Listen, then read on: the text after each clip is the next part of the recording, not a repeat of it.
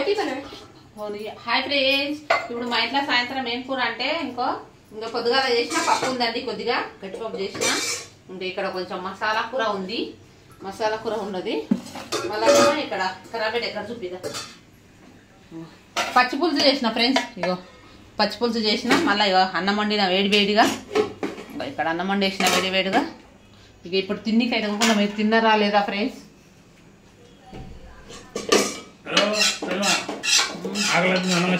తీసుకో ప్లేట్ తీసుకోదా తీసుకోదా గిన్నె.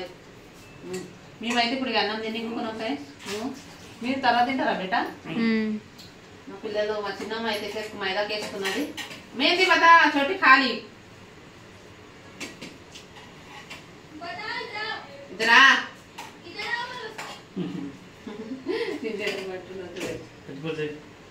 పప్పు టేస్ట్ బాగుంది. ఎంత వద్దా పప్పు? కొద్దిగా పచ్చి పులుసు చేస్తాం. ఏం కాదు, వేస్తావు నీ ఇష్టం. ఉల్లిగడ్డలు కూడా వేసినాను, కలిపేసిన. పచ్చి పులుసు ఎట్లుంటుంది? పిండి పిసికి పోస్తేనేమో పిండి వేసినా అంటాడు, ఇట్లా చేస్తా ఇట్లా. ఈ మొగ్గలతో నేరేయగలన్నా అని కష్టమే చూడండి, నిజంగా చాలా కష్టం. పిండి పోస్తా చూడు, పిండి వేస్తా చూడు. ఈ పిండి ఇంత గట్టిగా నా అంటాడు. కొంచెం పలసగా చేసిన, ఇంత పలసగా. పచ్చి పులుసు అంటే ఎట్లా ఉంటుంది అట్లే ఉంటుంది కదా, మంచిగా ఉంటుంది. ఇంకా ఇప్పుడైతే మేమైతే మా కాడ కిచెన్ ఇక్కడ చిన్న ఉంది ఫ్రెండ్స్. ఇక్కడ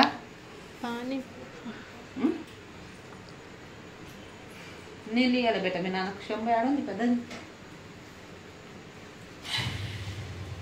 మా డ్రమ్ము ఇక్కడ వచ్చింది, మా సామాన్ అంతా, కిచెన్ సామాన్ అంతా ఇక్కడ వచ్చింది చూడండి.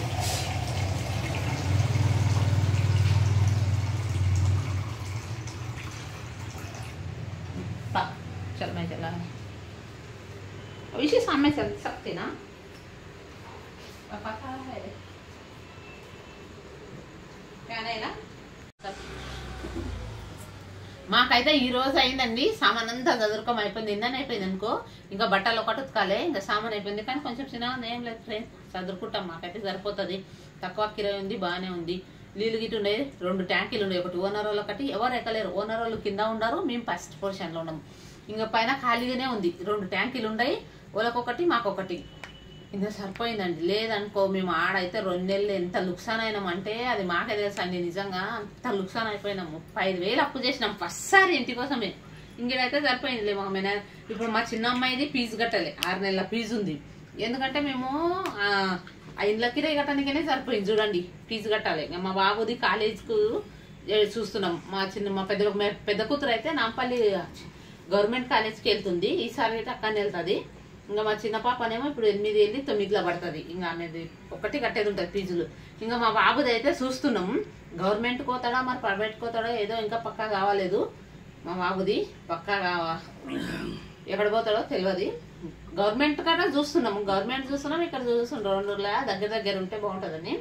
చాలా అయితే మా బాబు వాళ్ళ దోస్తుల వాళ్ళే అన్నోళ్ళు చూస్తున్నారు తక్కువ ప్రైవేట్ల. కానీ ఏం చదువుతున్నాడు బయట తమ్ముడు? ఎంపీసీ తీసుకున్నాడండి మా కొడుకు, ఎంపీసీ. అందుకనే వాళ్ళ తెలిసిన వాళ్ళు ఉండరు మా బాబుకు, వాళ్ళు కొంచెం తక్కువ చేపించి ప్రైవేట్లో చదువుకో బాగుంటుంది అంటున్నారు. ఫీజులు సంవత్సరంలో 3 సార్లు కట్టుకోవద్దు ఉంటుందంట. అట్లయితే సరిపోతుందండి. ఇంకా చూస్తున్నాడు మా బాబుది, ఇంకా టెన్షన్ లేదు. ఇంకా ఇంటికి రగితే ఇప్పుడు మాకు తక్కనే వచ్చింది, లేదండి తక్కన అయింది లేండి. ఆడకంటే ఇంకా టెన్షన్ లేకుంటుంది. ఇతనికి మాత్రం డైలీ పని దొరికింది అంటే ఇక బాగుంటుంది, ఏ టెన్షన్ లేకుంటుంది. ఇంకా ఇంటికి రే కట్టుకొని మా పాపకు ఒకటి బస్సులు దొరికినప్పుడు ఆటోలకు వస్తుంది అనుకో. మా పెద్ద పాప దూరం పోతుంది. ఇప్పుడు మా బాబు గిట పక్క అయిందంటే ఇక మా చిన్న పాపదే ఉండదు స్కూల్కి. ఆమెను హాస్టల్ వేద్దాం అనుకున్నాం కానీ హాస్టల్ వేస్తే ఉండదండి. హాస్టల్లో పిల్లలని చూస్తున్నారు కదా, చాలా కొడుతున్నారు. ఎందుకంటే మా చెల్లెలకి పిల్లల్ని హాస్టల్ వేసింది. ఓ చిన్న పిల్లని కొడితేనేమో చెవులకెళ్ళి రక్తం వచ్చింది, పెద్ద పిల్లగాని కొడితేనేమో ఈ చేతి మొత్తం ఇంత వాసింది. మా చెల్లెల కొడుకుల్ని హాస్టల్ వేసింది. వేస్తే హాస్టల్ ఇంత కొడతారంటే అంత. కొంతమంది హాస్టల్ బాగుంటారు, కొంతమంది హాస్టల్ బాగాలేకుంటాయి. ఆ పిల్లలకి ఇద్దరికి కొడితే పెద్ద చిన్నపిల్లగానికి షోలకెళ్ళి రక్తం వచ్చింది, మళ్ళీ పిల్లగానికి వాసింది. ఆ తల్లిదండ్రులు మళ్ళా ప్రైవేట్లో చూపించుకొని పెట్టుకున్నారు. అది అంత పైసా పెట్టి చూపించే బదులు అదే ప్రైవేట్లో వేస్తే ఎంత పైసలు అవుతాయి? ఓడు కొట్టే ఎవడో సార్గాడు కొడితే షోలకెళ్ళి రక్తం వచ్చింది, పిల్లగానికి చెయ్యి అయింది. బయట ఎంత ఖర్చు పెట్టుకున్నారు వాళ్ళు, అంత ఖర్చు అవుతుంది. అంత ఖర్చు పెట్టే బదులు అందుకని నేనైతే నా పిల్లల్ని అయితే చిన్నప్పటి నుంచి నేను అస్సలు హాస్టల్లో వేయలేను. చూడండి ఫ్రెండ్స్, అస్సలు హాస్టల్లో వేసలేను. మేమైతే తిన్నది ఏదైనా కానీ హాస్టల్లో మాత్రం వేయలేము. మాతోనే పెట్టుకొని ఎంత ఇదైనా అని భరించినాం, కానీ ఖర్చులు తక్కువ చేసుకొని పిల్లలను ప్రైవేట్లో చదివించుకున్నాం. కానీ మా పిల్లల హై స్కూల్ మేడం గిట చాలా మంచిదండి. ఆమె ఇంత మంచిది అంటే అంత మంచిది. ఆమె తక్కువ ఫీజు చేస్తుంది, చాలా మంచిది. ఇంకా ఆమె తక్కువనే చేస్తుంది. ఆమె పేదలకు మాత్రం మంచిది, చాలా తక్కువ చేస్తుందండి.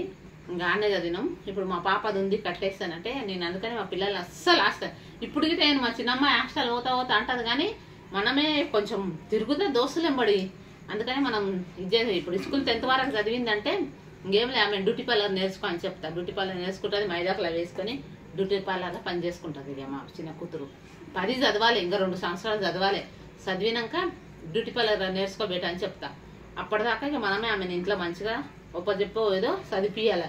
ఇంకా చిన్న పిల్లలకి ఏం తెలుసు, మొండు పట్టు ఉంటారు. అందుకనే మా అమ్మాయిని హాస్టల్కి అస్సలేనండి. మా పిల్లల్ని మాత్రం నేనే, ఎందుకంటే మేము ఉండలేమండి హాస్టల్ వేసినా అని. వాళ్ళకి మా పిల్లల కన్నా మాకేముంది, వాళ్ళు ఎక్కడ మంచిగా ఉంటుంది, మాకు మంచిగా ఉండదే కావాలి. మాకు హాస్టల్ వేసి మేము ఎందుకు బాధపడాలి? ఉన్నదో లేదో చేసుకుంటాం, మంచిగా హ్యాపీగా ఉంటాం. మా పిల్లలు మేము అందరం కలిసి మంచిగా ఉంటాం. బాబా ఎంత కష్టమైనా మేము వేయలేదబ్బా హాస్టల్. అసలుకి మేము అసలుకి చాలా మంది ఇప్పుడు ఏం చేస్తుందో హాస్టల్ వేస్తున్నారు, ఏం లాభం ఉంటున్నారు, కానీ మేము అస్సలు వేయలేదబ్బా. పైసలు బరాబర్ ఇవ్వాలి, మళ్ళీ వాళ్ళకు కొడతారు, ఇష్టం వచ్చిన మంటారు. ఎందుకు ఆ బాధలు? ఉన్నదో లేదో తింటారు, హ్యాపీగా ఉంటారు, సంతోషంగా ఇన్ని చదువుకుంటారు మంచిగా. సరే ఫ్రెండ్స్, మా ఛానల్ చూడండి, సబ్స్క్రైబ్ చేయండి అబ్బాయి.